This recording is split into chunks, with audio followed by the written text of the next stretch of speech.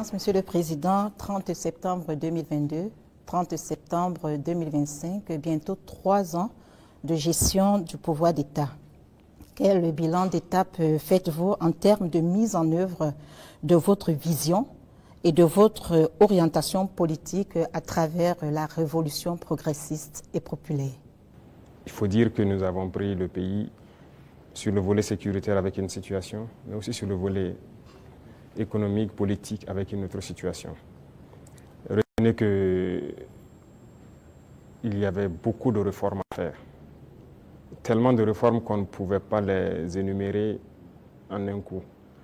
Et donc, nous avions une idéologie que nous avons commencé à mettre en œuvre, la révolution, jusqu'en avril dernier où on l'a proclamée officiellement. Et qui dit révolution, il s'agit de révolutionner tous les domaines de notre vie.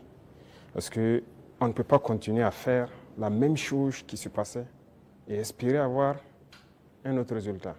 Si nous étions dans la continuité, je pense que c'est mieux qu'on laissait les politiciens continuer leurs choses, mais nous avons voulu rompre. Et la rupture nécessite beaucoup d'engagement. Dieu merci, le peuple a compris, les gens ont compris qu'il fallait rompre. Que ce soit en termes de comportement, de pratique, que ce soit en termes de gouvernance, que ce soit en termes d'économie, de commerce et tout ce qui va avec. Et tous les jours, je peux vous dire qu'on continue de découvrir.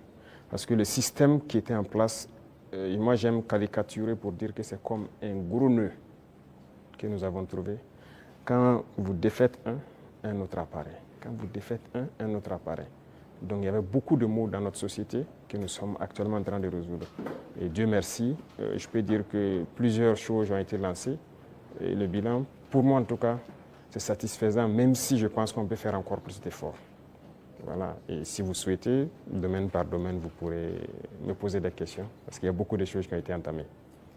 Excellence, la révolution populaire progressiste, il y a eu des explications certes, mais les Burkinabés veulent davantage comprendre quel est le contenu de cette révolution.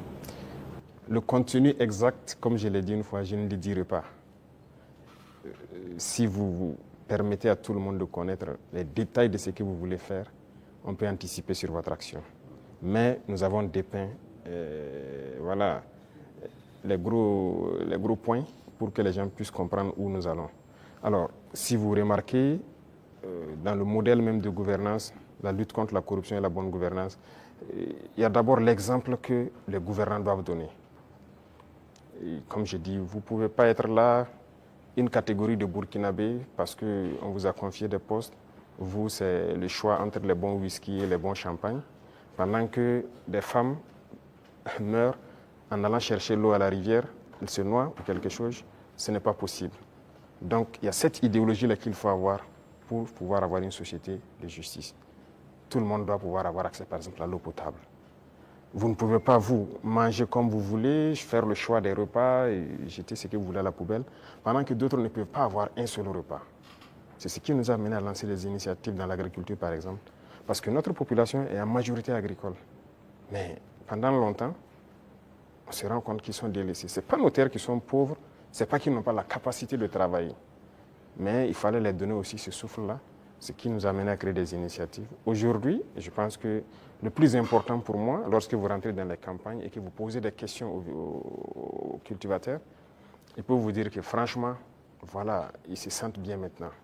Ils cultivent, il a de quoi se nourrir, et le surplus, il le revend généralement à la Sonagest qui paye, qui fait un stock de sécurité. Et lorsque dans certaines zones ou dans certaines périodes, il y a des soucis, ils le ressortent, ils le vendent à prix bien subventionné, accessible de tous. Donc ça, c'est très important.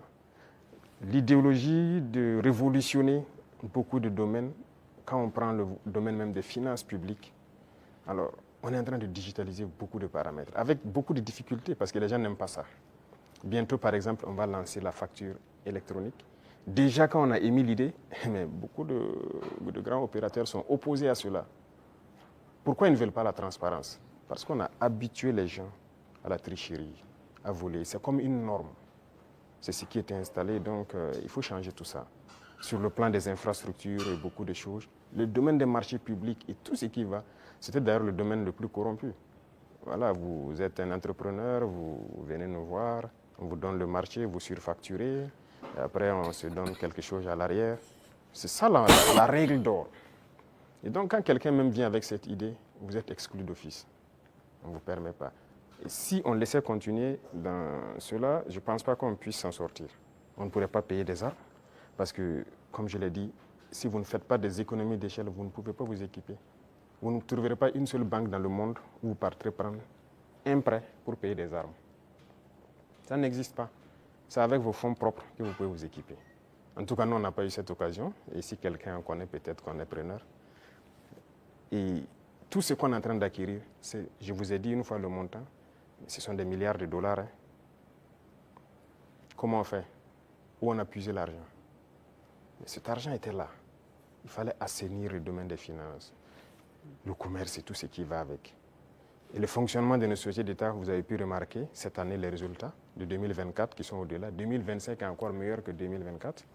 Je prends le domaine des hydrocarbures où dès 2023, nous avons fait d'énormes progrès. Avant, c'était des subventions de l'État. Ça veut dire qu'on collectait encore des impôts pour subventionner la société, pour payer le surplus, le manque à gagner et tout ça. Mais maintenant, la société n'est plus dans cette situation. On a épongé toutes les dettes de la société et elle commence à faire des marches. Mais c'est parce qu'il y avait la corruption dans le milieu. Donc il y a tellement de situations, je ne peux pas tout citer. Et donc il faut révolutionner ce domaine aussi par la digitalisation et tout ce qui va avec. L'administration en gros, tout est en train d'être digitalisé pour que les gens n'aient plus accès à l'argent liquide qui circule et que les choses soient transparentes. Vous qui demandez le service, vous savez à quoi ça correspond et vous savez où votre argent part. Les infrastructures, vous êtes témoins aussi, qui sont vraiment un problème crucial. On est en train de révolutionner tout. Donc c'est l'esprit comme ça, de changer de paradigme, faire ce qu'on n'avait pas l'habitude de faire. Donc comprenez ça par cette phrase.